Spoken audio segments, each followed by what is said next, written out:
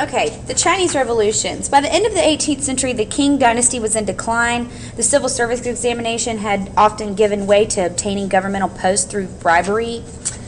Dams, dikes, and irrigation systems were in disrepair. Highway bandits were a problem in some areas.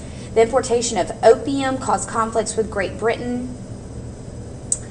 And this led to the Taiping Rebellion. Hong Xiuquan, the son of a poor farmer near Canton, led the Taiping Rebellion in China. He had failed the civil service exam twice and then studied with a Baptist minister and formed a new Christian sect called the God Worshippers. And he believed that an overthrow of the Qing dynasty would bring about the kingdom of heaven. The famines of the 1840s likely contributed to revolts like this one, as peasants looked for new ways and groups to provide for them. In the 1840s, Hong Xiuquan's followers began to amass weapons and develop a military structure, and in the 1850s the government saw them as a big enough threat to attack them. His followers successfully repulsed the attack, and in 1851 Hong Xiuquan declared that the kingdom of heavenly peace had been founded and that the Chinese were in the era of the Taiping, or peace, with Hong Xiuquan as the heavenly king. Taiping was meant to be a classless society with all wealth distributed equally and with women equal to men. The generals of the movement claimed to receive visions from God, and the heavenly king himself tolerated no dissent. However, the movement failed to maintain authority in the areas it conquered, and Hong withdrew from public life. And in 1864, faced with the desertion of his most important general, he actually committed suicide, and the 20-year-long Taiping Rebellion was over.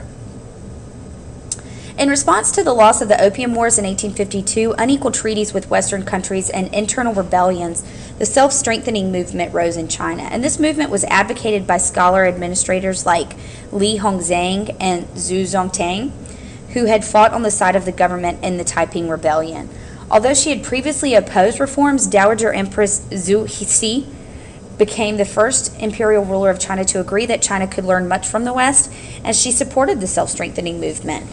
Beginning in the early 1860s and continuing until the end of the century, leaders of the self-strengthening movement established modern institutions in China, including capitalistic practices, and modernized the military, industries, communications, and transportation based on Western models.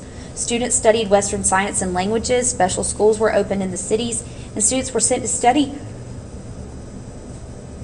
in Western countries by the government in the belief that the restoration of China could be accomplished with the application of Western practices.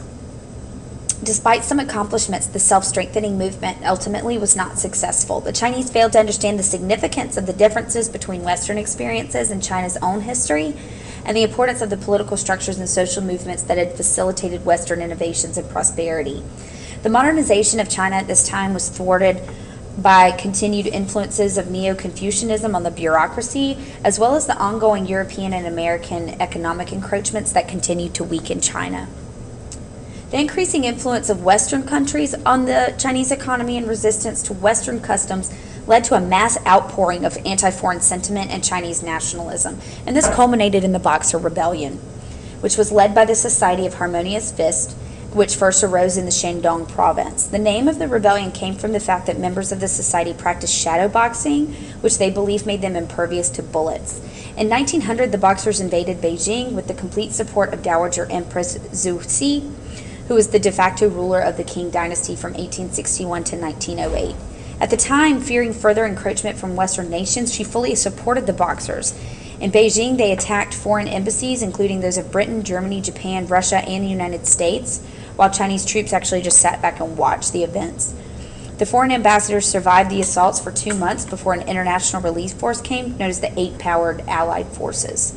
They occupied Beijing and put down the rebellion, and the U.S. Foreign Secretary John Hay formulated the open door policy, which allowed all nations access to Chinese markets.